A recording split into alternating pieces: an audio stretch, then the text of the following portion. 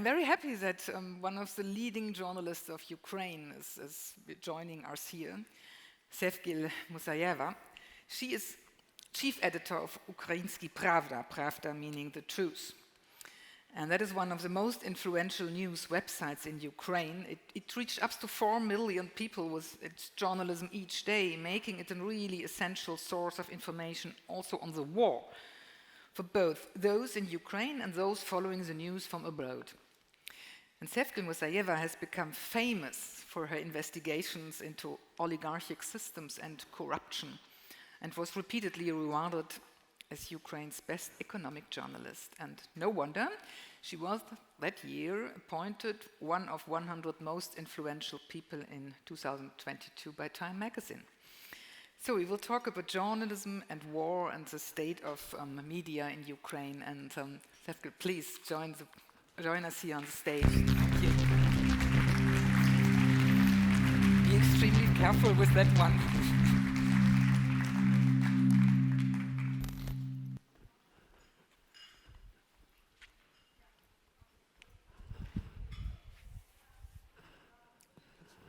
It was the last day of spring 2019.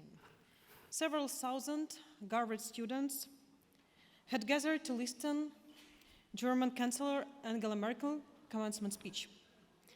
Among them was me, graduate from a Nieman program for journalists. Merkel's speech was about dreams and possibilities, but there was something else that was very familiar to me firsthand. She told how after graduation she had to work at the Academy of the Science in Eastern Berlin, and that her apartment was located near the Berlin Wall. And every night on her way home, she will literally bump into it. The wall took away a lot of opportunities. It literally stood in her way, but it could not affect her thoughts, desires, and principles. Don't forget, freedom can never be taken for granted, Angela Merkel said. Then, listening to the speech among several thousand young people, I cried. Because I knew the wall that divided. I cried because there was a hope. The wall was no longer exist. Berlin was free and united. I was also born in the country that no longer exists and that lived behind the Iron Curtain. The Soviet Union was a superpower where 300 million people lived. It was the second in the world into industrial production and was very proud that the first human to journey into outer space was Soviet cosmonaut Yuri Gagarin. And it was a little part of truth in which my parents lived. The second part was that the Soviet Union existed under conditions of strict censorship. There were no human rights and 300 million people lived behind the Iron Curtain, and the idea of life in Western countries drew from Soviet newspapers, and the main of which was called Pravda. Pravda means truth in English. And the truth was that Soviet Union created its own truth. From newspaper readers could learn about the achievements of the empire and how badly people lived in Western countries. Newspaper Pravda, like the rest of mouthpieces of Soviet Union, kept silent about the thousands of victims of the Stalin regime, one of the leaders during which the Soviet Union created its own system of labor camps. According to historians, during his reign of more than 30 years, 3.5 million people were arrested and 45,000 people were shot. And by the order of Stalin, a year before the end of the Second World War, in May 1944, all the representatives of my nation, the Crimean Tatars, were deported from their native land, Crimea, to Uzbekistan. They were accused of collaborating with the occupiers. Stalin expelled more than 200,000 people from Crimea, and most of whom were children and women. For more than 50 years, Crimean Tatars were forbidden to live in Crimea. They were also not mentioned in Soviet books and Soviet newspapers. We just disappeared for them. They were able to return to the homeland only in the early 90s, during the collapse of the Soviet Union. I was 2.5 years old and my sister just 6 months old when our family moved to Uzbekistan. The Iron Curtain fell, and people living in the Soviet Union gradually began to learn the truth about the country, and it was difficult to accept the whole truth. I grew up and was raised in an era of big challenges, when the old rules and foundations of life collapsed and new ones were created from scratch. We lived in independent Ukraine, yes, but we were taught the alphabet from the Soviet textbooks. We celebrated an Independence Day, but at the same time, city residents went on the demonstrations on the anniversary of the Great Socialist Revolution. Significant changes brought the post-Soviet Republic big problems. Economic collapse, unemployment, and inflation are all related elements of this era. For some people, all these events caused nostalgia for the stability in which they lived before, and some took an advantage of the transition period. After several years in the country, a new privileged class appeared, later called an oligarchy. In the mid-90s, to preserve its influence on the country, big entrepreneurs began to privatize not only factories, but also politicians and media. A few years later, the Ukrainian media market was under the control of authorities and friendly businessmen. There was no talk about freedom of speech. The president's activities were covered in the media only in a positive way. When I was 13 years old, a murder took place, and it has changed the course of Ukrainian recent history and to become a key political case of the country. The party of independent journalist and one of the co-founders of Ukrainska Pravda, the first independent online media in Ukraine, was found in the forest in the suburbs of Kyiv.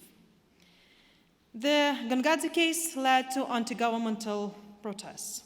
The murder of famous journalists left a huge footprint and impact on the development and credibility for journalists in my country.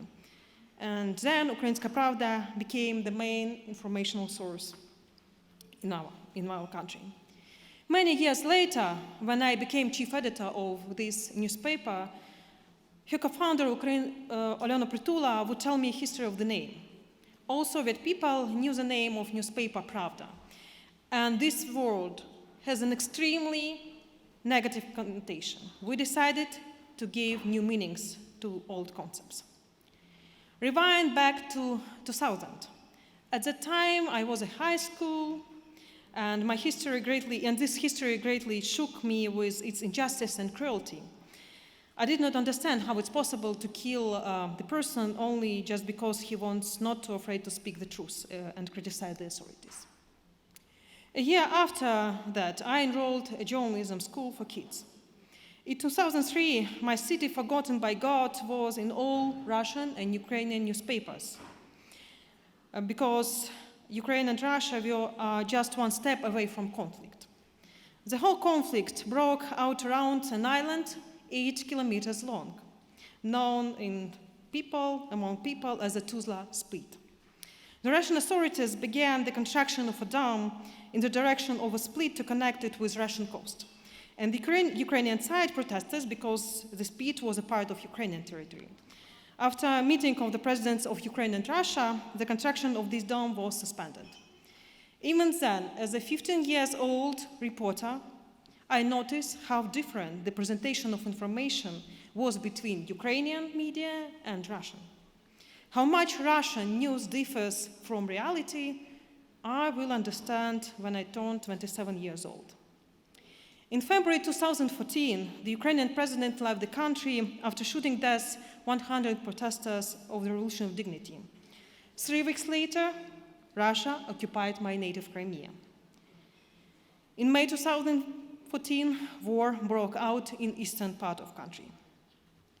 The war in Ukraine is called a hybrid conflict because Russia sends to our country not only its soldiers and uses not only modern equipment, they also use information weapons. Russian propaganda has become an integral element of this war. When Russia occupied Crimea, Russian media lied that Ukrainian fascists who had come to power in Kiev were preparing provocations in Peninsula. Russian television used the same rhetoric to fuel the conflict in eastern Ukraine, and unfortunately, the strategy was extremely successful.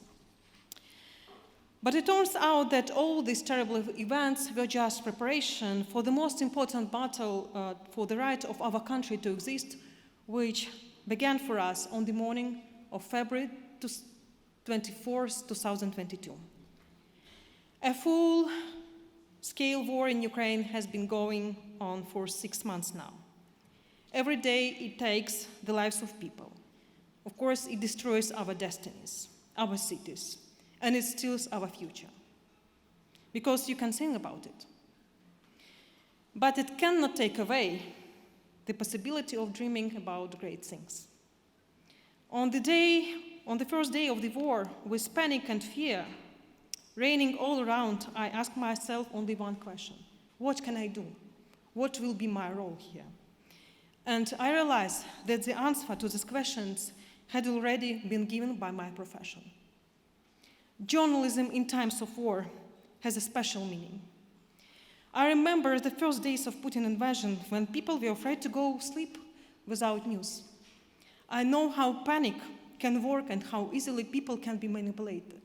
I remember how I received a call from my friend in Mariupol, and he was afraid and he was crying and asking only one question: is it true that Kiev has already been surrounded? In the early days of war, I had one task and one concern: to do everything possible to ensure that people will receive news from us every second. There were 7 million people that read us those days. These 6 months of war have given me 3 important takeaways. Be with people, do not harm, and that the truth helps you win. Be with people. In the first days of the war, I wrote one simple message in the morning to my readers: how are you? What is happening with you in your cities? There were hundreds of responses, with people writing and calling in person.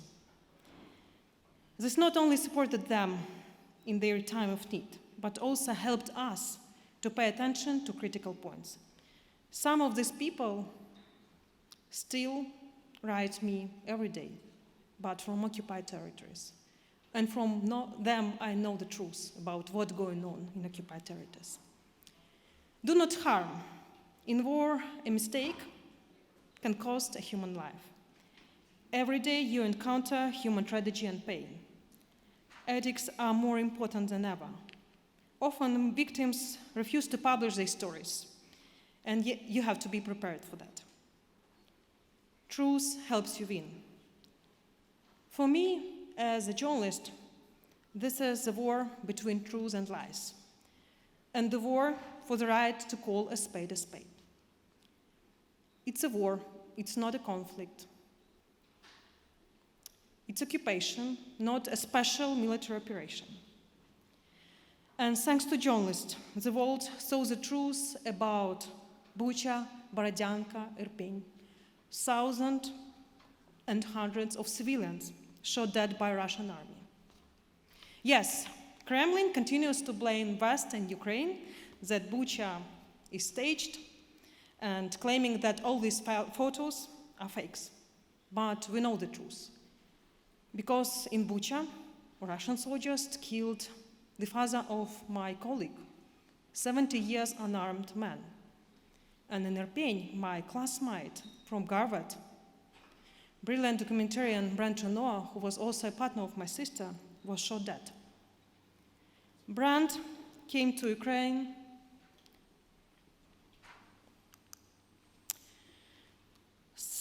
10,000 kilometers away because he saw injustice and wanted to protect the weak. Journalists are in a hurry to report the news, but there is news that hurts to report first. And you have to. The day Brand was gone, I had to tell my own sister first. As I flew to a dear friend's funeral, I found myself, for the first time in a month of war, unconnected and without the internet, on my own with my grief and my pain. I remembered our year at Harvard University, and I remembered the evening Merkel talked about the wall. And I decided to write her an open letter. I asked her one thing, not to let a new wall appear in Europe, which had one stood in her way, and feel the whole responsibility for what happened in the center of Europe with my country. This letter was published in German newspapers.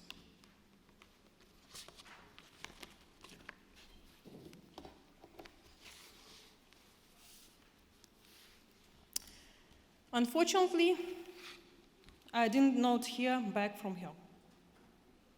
But it won't certainly make me stop dreaming about big things. To dream of returning to my native Crimea, with which I'm now separated by a wall. Wall that once built Russia, between us, between relatives, and between Europe. Don't forget, freedom can never be taken for granted, Merkel said in 2019. And now I understand the real price of freedom, which my country pays every single day. I know that walls can exist forever. And being in Berlin, which 33 years ago was also divided by wall, and speaking from this stage, I know what I'm exactly talking about. And I know that you know it too. No doubt, Ukraine will win this war, because the truth always can cause a lie, and because the future always defeats the past. Thank you.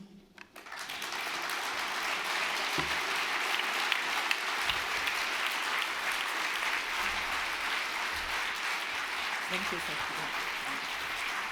Thank you.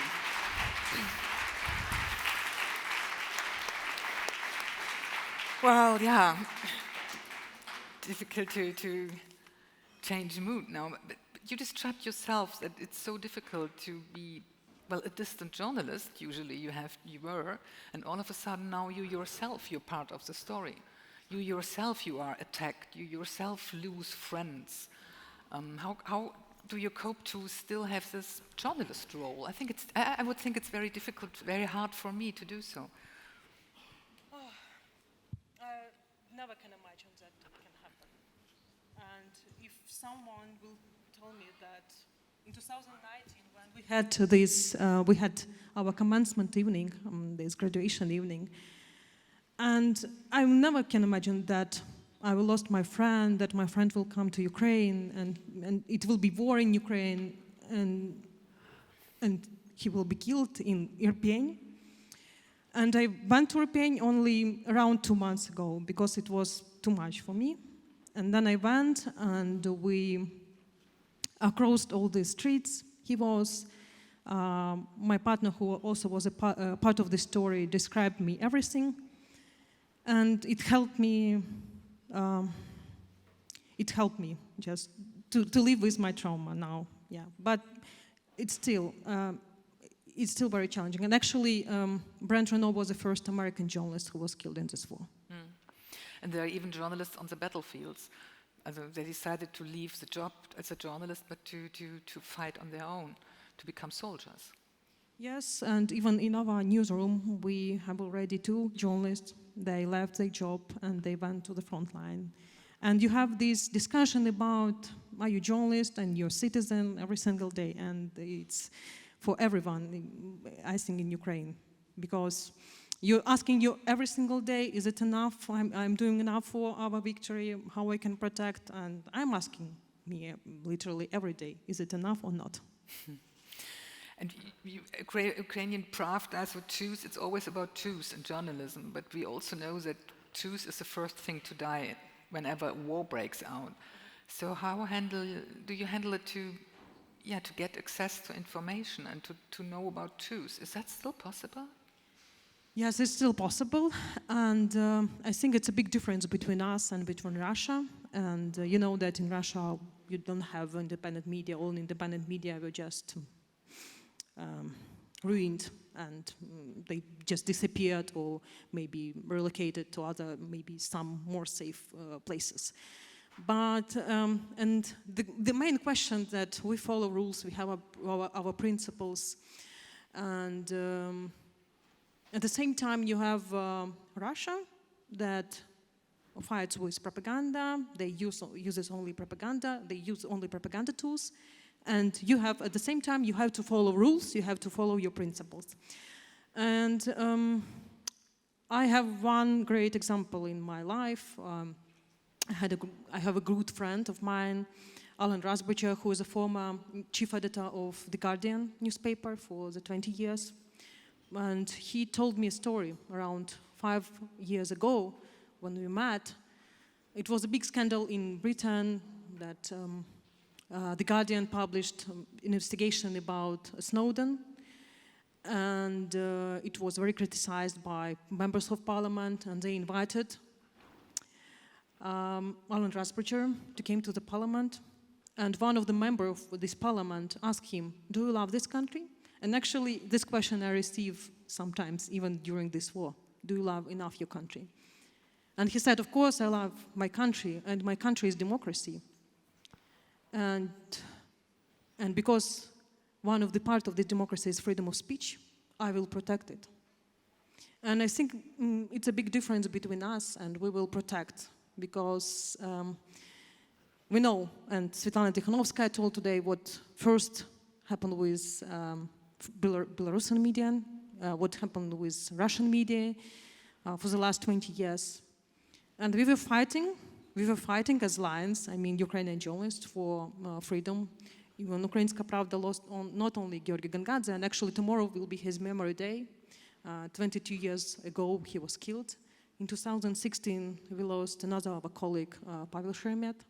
So we paid a huge price, and that helps us to follow our rules, even in such challenging time as a war, because war is difficult to cover. And when it's war in your country, with your parents, with your relatives, because we have a lot of our relatives in occupied territories. It is true, and you think about them every single time. I remember one of the most difficult choices in my life when we published the list of names of Russian soldiers, 150,000 list, and we received that from our sources in surveillance, and we decided to publish those lists. It was the beginning of war when we were dreaming maybe this story can stop it, this story can stop it, this photo can stop it, but unfortunately. And I remember the first question from my partner, but our parents are still in Kiev region, and Russian soldiers are just a few kilometers from them. And you have to think about it. You have to think about your relatives, because if, for example, Russian soldiers will aware that your relatives in occupied territories, maybe they will do something with you because you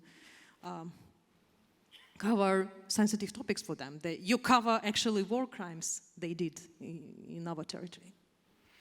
Sevgil, thank you so much for sharing your experience with us, and keep strong and keep fighting for press freedom.